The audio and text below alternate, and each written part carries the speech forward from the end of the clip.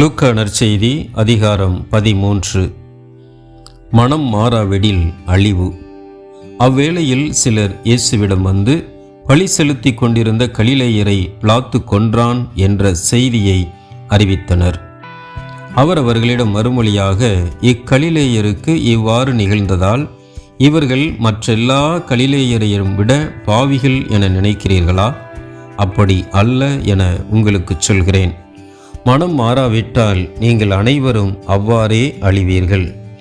சீலோவாமிலே கோபுரம் விழுந்து 18 பேரை கொன்றதே, அவர்கள் எருசலேமில் குடியிருந்த மற்ற எல்லாரையும் விட குற்றவாளிகள் என நினைக்கிறீர்களா? அப்படி அல்ல என உங்களுக்கு சொல்கிறேன். மனம் மாறாவிட்டால் நீங்கள் அனைவரும் அப்படியே அழிவீர்கள் என்றார். காய்க்காத அத்திமரம். மேலும் இயேசு இந்த உவமையை கூறினார். ஒருவர் தம் திராட்சை தோட்டத்தில் அத்திமரம் ஒன்றை நட்டு வைத்திருந்தார். அவர் வந்து அதில் கனியை தேடிய போது எதையும் காணவில்லை. எனவே அவர் தோட்டத் தொழிலாளரிடம், பாரும், 3 ஆண்டுகளாக இந்த அத்திமரத்தில் கனியை தேடி வருகிறேன், எதையும் காணவில்லை. ஆகவே இதை வெட்டிவிடும். இடத்தை ஏன் அடைத்து கொண்டிருக்க வேண்டும் என்றார். தொழிலாளர் மறுமொழியாக, ஐயா, இந்த ஆண்டும் இதை விட்டு வையும். நான் இதை சுற்றிலும் கொத்தி எரு போடுவேன். அடுத்த ஆண்டு கனி கொடுத்தால் சரி, இல்லையானால் இதை வெட்டிவிடலாம் என்று அவரிடம் கூறினார். உடல் ஊனமுற்ற பெண் ஓய்வு நாளில் குணமடைதல். ஓய்வு நாளில் இயேசு தொழுகைக்கூடம் ஒன்றில் கற்பித்து கொண்டிருந்தார். 18 ஆண்டுகளாய் தீய ஆவி பிடித்து உடல் நலம் குன்றிய பெண் ஒருவர் அங்கு இருந்தார். அவர் சிறிதும் நிமிர முடியாதவாறு கூன் விழுந்த நிலையில் இருந்தார். இயேசு அவரை கண்டு அருகே கூப்பிட்டு, அம்மா, உமது நோயிலிருந்து நீர் விடுவிக்கப்பட்டுள்ளீர் என்று கூறி தம் கைகளை அவர் மீது வைத்தார். உடனே அவர் நிமிர்ந்து கடவுளை போற்றி புகழ்ந்தார். இயேசு ஓய்வு நாளில் குணமாக்கியதை கண்ட தொழுகைக்கூட தலைவர் கோபம் கொண்டு மக்கள் கூட்டத்தினரை பார்த்து, வேலை செய்ய 6 நாள்கள் உண்டே, அந்நாள்களில் வந்து குணம் பெற்று கொள்ளுங்கள், ஓய்வு நாளில் வேண்டாம் என்றார். ஆண்டவரோ அவரை பார்த்து, வெளிவேடக்காரரே, நீங்கள் ஒவ்வொருவரும் ஓய்வு நாளில் தம் மாட்டையோ கழுதையையோ தொழுவத்திலிருந்து அவிழ்த்து கொண்டு போய் தண்ணீர் காட்டுவதில்லையோ? பாருங்கள், ஆபிரகாமின் மகளாகிய இவரை 18 ஆண்டுகளாக சாத்தான் கட்டி வைத்திருந்தான். இந்த கட்டிலிருந்து இவரை ஓய்வு நாளில் விடுவிப்பது முறையில்லையா என்று கேட்டார். அவர் இவற்றை சொன்னபோது அவரை எதிர்த்த அனைவரும் வெட்கப்பட்டனர். திரண்டிருந்த மக்கள் எல்லாரும் அவர் செய்த மாட்சிக்குரிய செயல்கள் அனைத்தையும் குறித்து மகிழ்ச்சி அடைந்தனர்.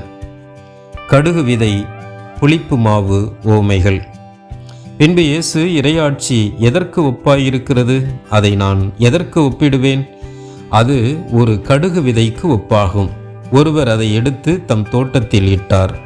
அது வளர்ந்து மரம் ஆயிற்று. வானத்துப் பறவைகள் அதன் கிளைகளில் தங்கின என்று கூறினார்.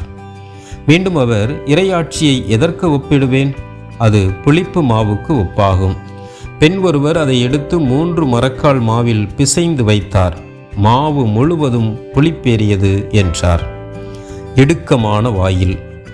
இயேசு நகர்கள் ஊர்கள் தோறும் கற்பித்து கொண்டே எருசலேம் நோக்கி பயணம் செய்தார். அப்பொழுது ஒருவர் அவரிடம், ஆண்டவரே, மீட்பு பெறுவோர் சிலர் மட்டும்தானா என்று கேட்டார். அதற்கு அவர் அவர்களிடம் கூறியது, இடுக்கமான வாயில் வழியாக நுழைய வருந்தி முயலுங்கள்.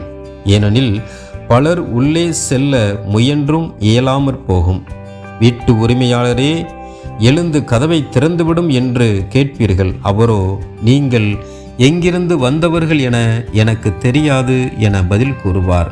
அப்பொழுது நீங்கள், நாங்கள் உம்மோடு உணவு உண்டோம், குடித்தோம், நீர் எங்கள் வீதிகளில் கற்பித்தீரே என்று சொல்வீர்கள்.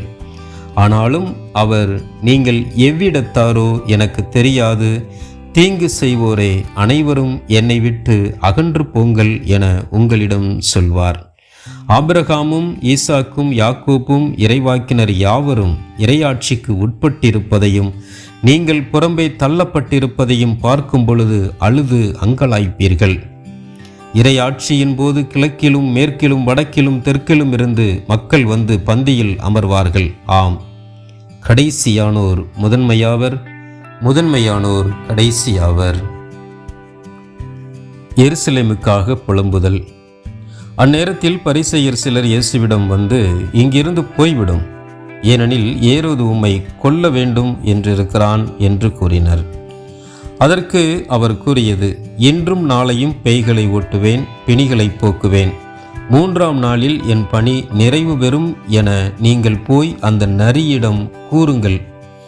இன்றும் நாளையும் அதற்கடுத்த நாளும் நான் தொடர்ந்து சென்றாக வேண்டும், ஏனெனில் இறைவாக்கினர் ஒருவர் எருசலேமுக்கு வெளியே மடிவது என்பதை நினைத்து கூட பார்க்க முடியாதே. எருசலேமே, எருசலேமே, இறைவாக்கினரை கொல்லும் நகரே, உன்னிடம் அனுப்பப்பட்டோரை கல்லால் எரிகிறாயே. கோழி தன் குஞ்சுகளை தன் இறக்கைகளுக்குள் கூட்டிச் சேர்ப்பது போல நானும் உன் மக்களை அரவணைத்து கொள்ள எத்தனையோ முறை விரும்பினேன், உனக்கு விருப்பம் இல்லையே. இதோ உங்கள் இறை இல்லம் கைவிடப்படும், ஆண்டவரின் பெயரால் வருபவர் ஆசி பெற்றவர் என நீங்கள் கூறும் நாள் வரும் வரை என்னை காண மாட்டீர்கள் என நான் உங்களுக்கு சொல்கிறேன்.